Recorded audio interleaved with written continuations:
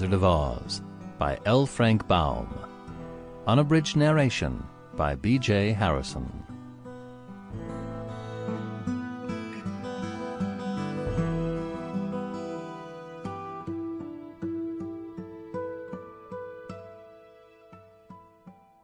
Chapter 1. The Cyclone. Dorothy lived in the midst of the great Kansas prairies, with Uncle Henry, who was a farmer, and Aunt Em, who was the farmer's wife.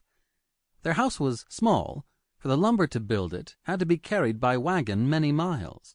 There were 4 walls, a floor, and a roof, which made one room.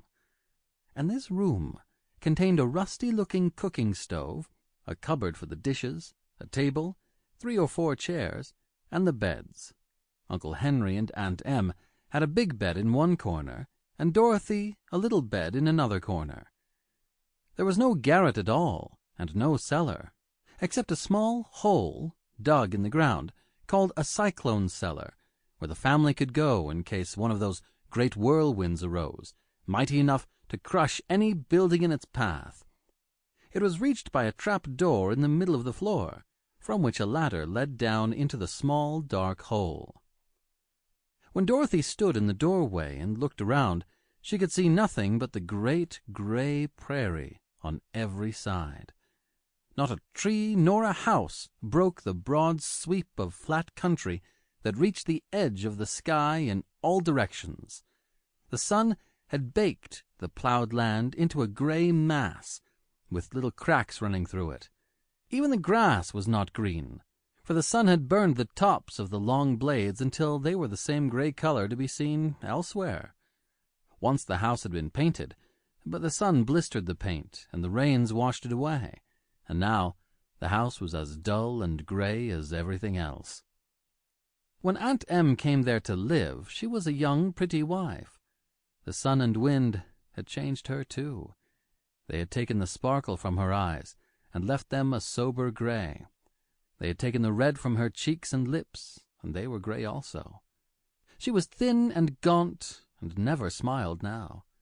When Dorothy, who was an orphan, first came to her, Aunt Em had been so startled by the child's laughter that she would scream and press her hand upon her heart whenever Dorothy's merry voice reached her ears, and she still looked at the little girl with wonder that she could find anything to laugh at. Uncle Henry never laughed. He worked hard from morning till night, and did not know what joy was. He was gray also, from his long beard to his rough boots, and he looked stern and solemn, and rarely spoke.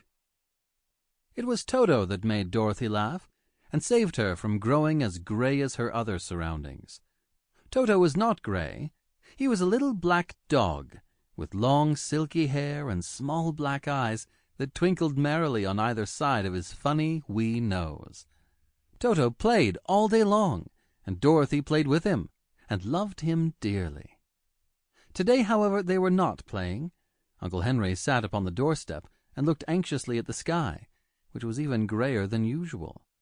Dorothy stood in the doorway with Toto in her arms, and looked at the sky too. Aunt Em was washing the dishes. From the far north they heard a low wail on the wind, and Uncle Henry and Dorothy could see where the long grass bowed in waves before the coming storm. There now came a sharp whistling in the air from the south, and as they turned their eyes that way, they saw ripples in the grass coming from that direction also. Suddenly Uncle Henry stood up. "There's a cyclone coming, Em," he called to his wife. "I'll go look after the stock."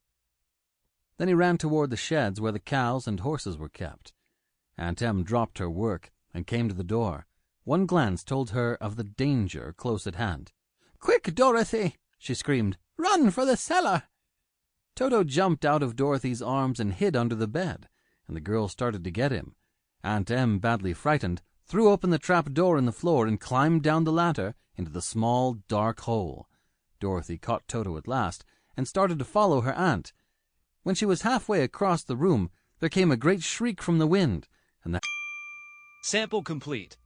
Ready to continue?